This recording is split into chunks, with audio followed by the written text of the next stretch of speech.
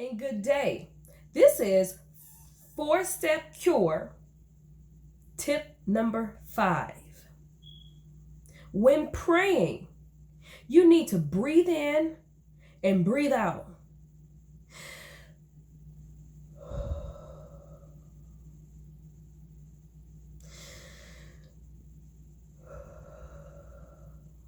Release all that junk. Get it out. Get those fears out. Get your anxieties out. All that stuff that you've been through last night, yesterday, last week, get it out. So when you pray, you're praying with a clear mind.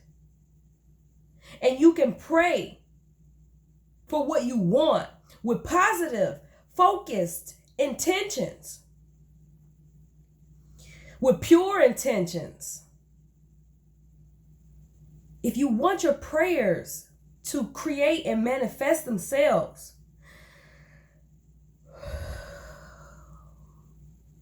release all of that negative energy.